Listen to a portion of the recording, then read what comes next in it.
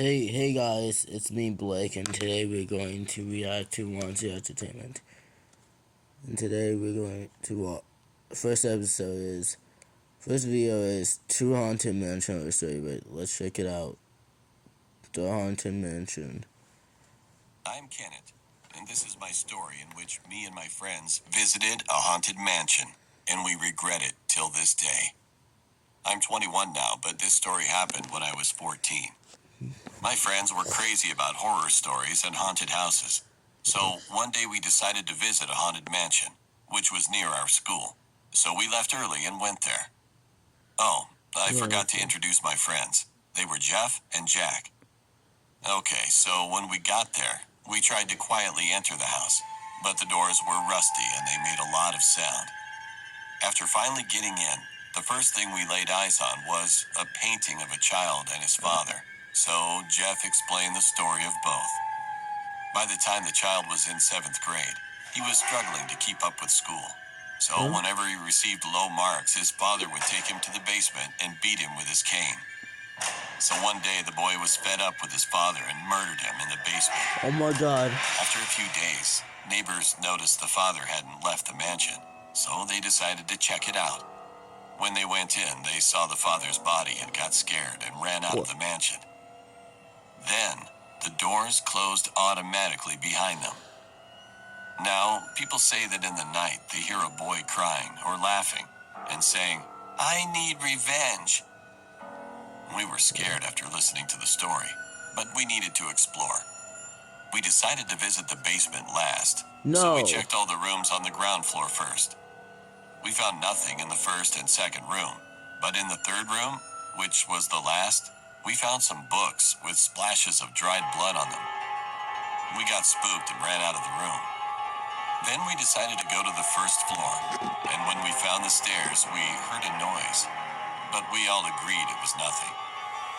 When we reached the first floor, the doors and windows started opening and closing on their own. God.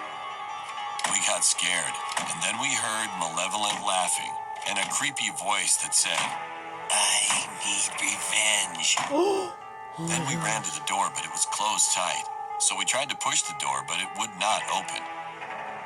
There was a broken window near it, so we jumped through it and ran to the nearby road. As we stopped to catch our breath, Jack pointed to a window on the mansion. When we looked, we saw a boy there, standing and grinning at us.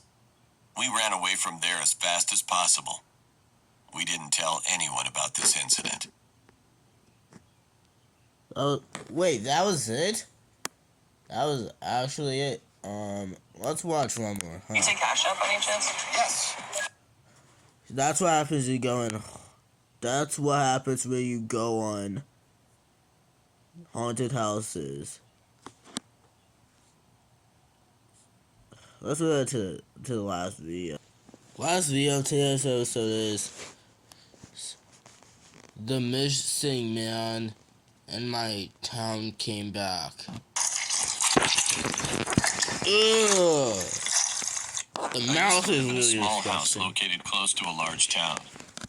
I always read the newspaper every morning when I woke up, and one day I saw the article that one man from the same town I live had been missing for almost 4 months.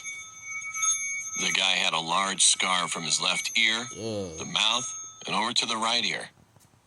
I thought I had seen something like that in a horror movie before. After a few more months later, another man was found murdered not far away from our house. The police kept searching for the criminal. However, they could not find any evidence. I was paranoid about that incident, but soon I eventually forgot about it. About another month later, one night, I was about to sleep in my room. I was the only one who had a room downstairs at that time, and I used to sleep with my window open because I get hot often. That night, I fell asleep early. However, a loud noise from outside my window suddenly woke me up again. What? It sounded like someone threw a ball or something like that on the wall beside my window. My bed was right in front of the window, so between me and the window was pretty close to me.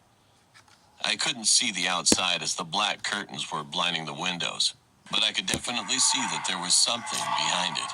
Oh no. Suddenly, I heard a small dripping sound from the window to the floor. Being frightened, I slowly opened my cell phone and turned on the flashlight. And there was blood dripping to the floor. Oh my god. I immediately pulled the curtains open, and there was a knife stained with lots of blood on the windowsill. And Look up. there was someone outside. Look. It was Oh. pretty dark so that I couldn't see his face clearly. Oh my But I god. could recognize those scars. It was the same man that was missing for months. Damn. He was standing there and just watching me with a blank stare. And I noticed that he had cut his scars open widely again with the knife. Ugh. I quickly grabbed the knife, went to my parents' room, and showed it to my dad without saying words. Dad immediately called the cops, and they ran toward my room, but when we looked outside the window again, he was already gone. After the cops had arrived, they didn't find any trace of him. And now it's been 2 years since then.